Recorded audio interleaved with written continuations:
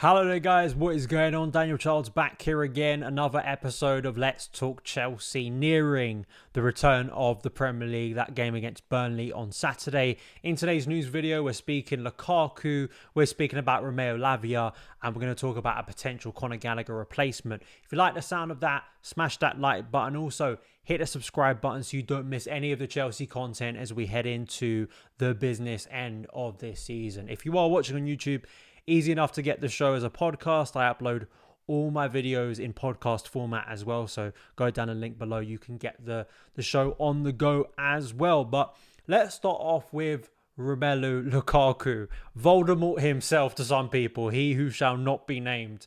Of course, he played against England last night in the 2-2 draw. He put in a brilliant ball for the second, I believe it was, Belgium goal, which was very similar, him against Lewis Dunk, because of course he's been at Roma this year on loan and he had an amazing performance against Brighton in the Europa League as Roma absolutely demolished Brighton. And it was very similar to the way he beat, I think it was Lewis Dunk for the ball, scored a goal. This time he sets up Youri Tielemans.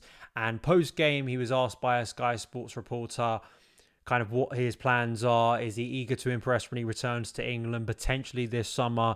And he said, "You have to ask Chelsea," and he sort of laughed and he walked off. And there has been an interesting kind of discussion and discourse about Lukaku since that interview. Some people still are very, very angry with Romelu Lukaku after everything that happened during his time at Chelsea after that £100 million return.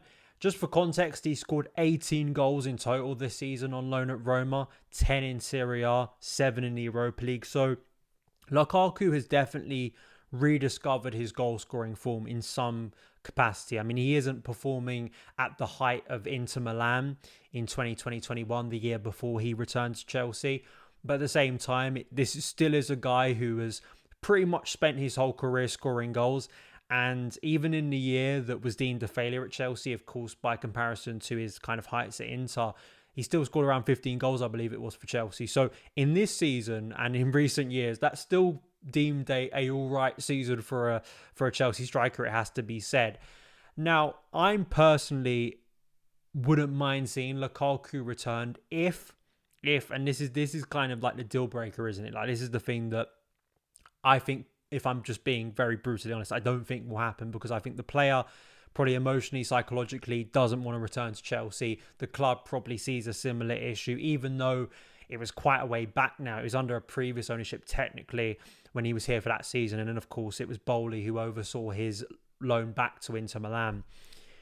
But I don't think that can be repaired. And unfortunately, I do think for Lukaku, his kind of reputation amongst Chelsea fans is so low that I just can't see a scenario where he returns, and unless he performs 10 out of 10 every single week, people are going to be on his back, because that's the way it turned out last time. But if you just look at his numbers and you look at what Chelsea are looking for this summer with a potential saviour player, which I do think is a really negative way and kind of flawed way to look at this summer transfer window, that there is some saviour player out there that's going to come in and transform Chelsea's attack. I think we've got to reshape that narrative. We have got to reshape that kind of thinking, because I don't think it works anymore. And I think it's the sort of thing that I've been guilty of, others have been guilty of, and maybe the club have as well, of looking at a single sole player that's going to come in and answer all of your questions in one go. Lukaku, ironically enough, looked and seemed like kind of that player for Tuchel and everything that happened since. But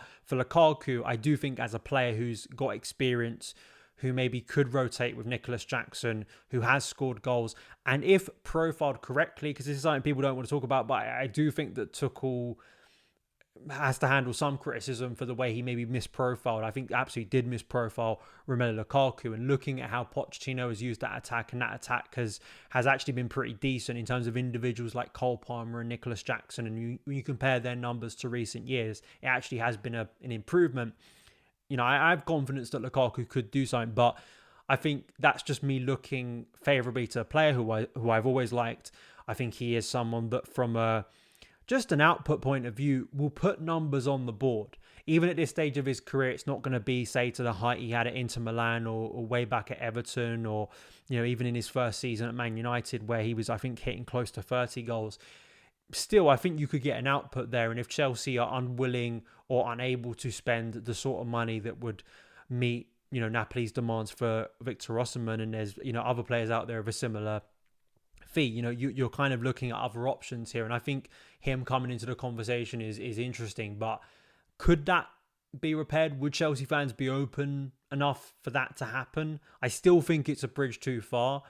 But I like Lukaku, and I think those numbers are kind of hard to argue with, because you kind of have to, if you want to dismiss Lukaku's talent on the pitch and his goal-scoring ability, you effectively have to ignore the overwhelming evidence of his career, where he has scored goals. Now, you can have criticism about his ability in the biggest games. You can have, these kind of dips in form and confidence that he has, which means that he's maybe not to the highest level.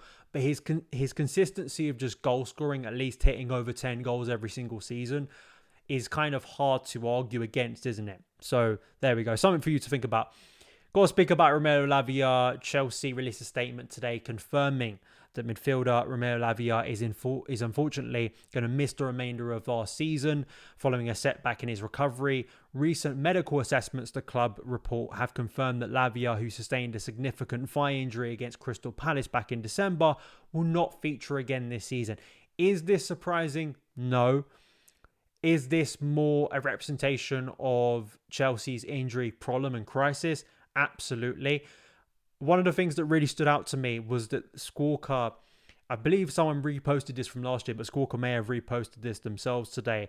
Last season, 22-23 for Southampton, before he joined Chelsea, he was top for under 20 players in the Premier League for minutes, over 2,000 minutes, 2,231 minutes for Southampton. The closest at 2 was Harvey Elliott, and he didn't even hit 2,000. So really, again, it comes back to this kind of fundamental thing we see with Chelsea and with players, that players seem to come into our club over the past couple of years and they suddenly seem to have really serious injury problems.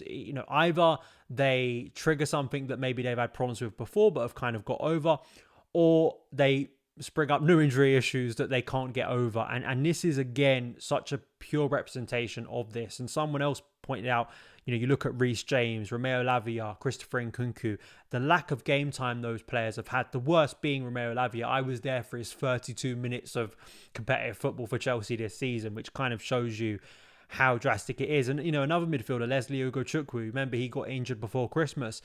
And then it was like, well, he's going to be out for 6 weeks. It's been way past that. We haven't heard anything about his potential recovery. So these are all things that kind of build up in your head, and I think build up just evidence that something is fundamentally wrong. And I think looking beyond that, what are Chelsea going to do about it? I think it was Nick Villaney of London's Blue Pod posted these screenshots of a LinkedIn job advert, basically, head of performance medicine from Chelsea Football Club. And I'll put this on screen now. It kind of breaks down the job requirements if you want to apply yourself, if you do think you'd be a good person for the role to maybe solve Chelsea's injury woes. So we've kind of heard that, Chelsea obviously wanting to look at this, try and resolve it ahead of next season. It has to be a key priority, because either we look at this as, I think it is a culmination of things. Some of it is bad luck, maybe bad luck, but I think bad luck cannot be the sole reason and just be dismissed as, well, we're just really been put upon by these injuries. I don't think that's a sensible way to look at it. You can maybe say on certain situations, like, it's distinguishing between maybe tissue injuries, muscle tissue injuries, and impact injuries when someone breaks their leg. That is something that's very hard to overcome.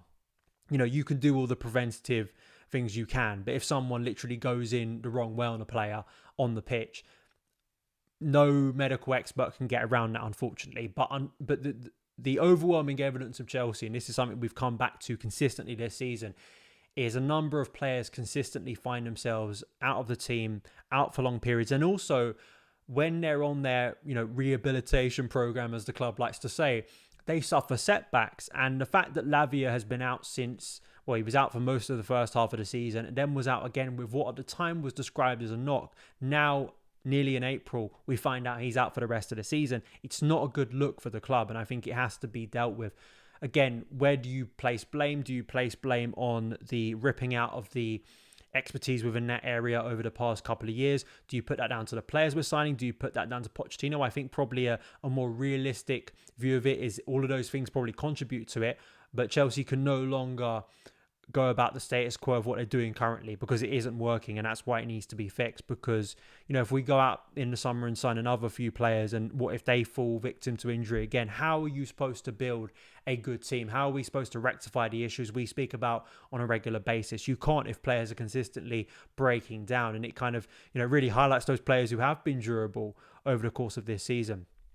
The final thing to speak about is this story from Football Transfers that was talking and reporting that Chelsea have initiated discussions with RB Leipzig over a potential summer transfer of midfielder Dani Olmo. The Blues apparently will look to move on Conor Gallagher. This is not a new story. This is not a new thing we've heard.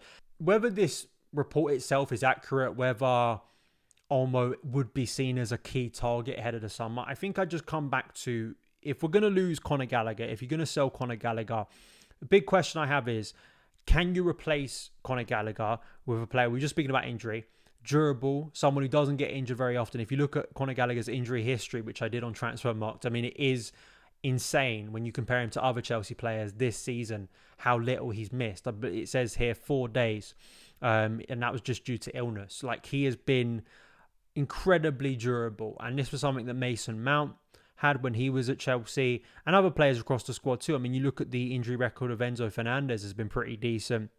When you look at the injury record of Moises Caicedo too, I know he had some issues earlier on in the season, but he's remained pretty durable, touch wood. You know, that's obviously very important in a key area of the pitch. Nicholas Jackson too has remained pretty durable. Cole Palmer, I mean, thank God Cole Palmer for the time being has remained durable. But you look at Conor Gallagher and the importance he has had to this team from a creative point of view, and also from a defensive and pressing point of view, really implementing Pochettino's pressing style. I saw a stat recently. Conor Gallagher has won possession in the attacking third more times, that's 34, than any other player in Europe's top 5 leagues this season. In a team that wants to press up, and I think even if Chelsea changed head coach, a lot of coaches want to play in this way. I think you're going to have to, you struggle to find, especially with the profile squad we have, pressing from the front, counter-pressing is a pretty standard general thing now, but particularly for Pochettino, of course, it is a key trademark within the way he sets up his teams. And obviously Conor Gallagher has been able to implement that style and very much affect it on the pitch on a regular basis.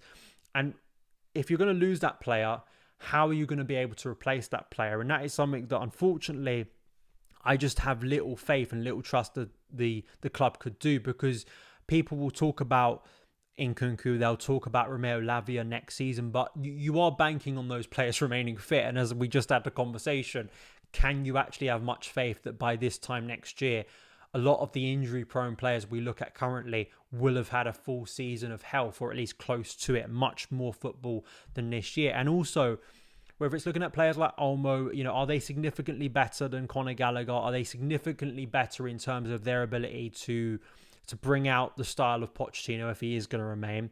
And also Gallagher's versatility, I think, is a key part as well, and the way he helps and protects other players, which is something that, you know, isn't really brought up a lot because it isn't aesthetically pleasing. But the way he covers for other players from a defensive point of view, again, these are all things that make Conor Gallagher such a valuable player in the first team squad, and why just discarding him, I think, is a silly move. I really do. I think Chelsea have been bit in this aspect consistently, where we discard Cobham players because it gets us pure profit from a financial and, you know, business point of view, but actually it costs us more in the long term to replace these players, to replace players of intelligence, of impact, of consistency, of performance. And then what you get is a situation where, again, we're having to spend more money. I think it just becomes a domino effect, and I actually think the short-term benefit on a spreadsheet doesn't really overrule the impact you're going to have in replacing that player in the long term, unless you do find someone who very instantly replaces that quality and consistency. I think it's unlikely. So again, I don't think the justification is there for me. I don't see this summer as being beneficial to Chelsea by letting Conor Gallagher go, when actually the focus should be on other areas of the team, in my opinion. So we'll probably cover that in upcoming videos of where I'm looking for most this summer, and why I think, you know, I'm looking at Conor Gallagher. I'm looking at the impact he has. Of course, he needs to improve, I think, with his output in front of goal. But he still actually is a relatively young player who I think has already done a lot this season, given where he was this time last year, to develop and be mature as a player. And he has found some goal-scoring form in recent weeks and months. So that's something to think about. So those are my thoughts today. Let me know yours in the comments below, and I'll see you again very soon. All the best.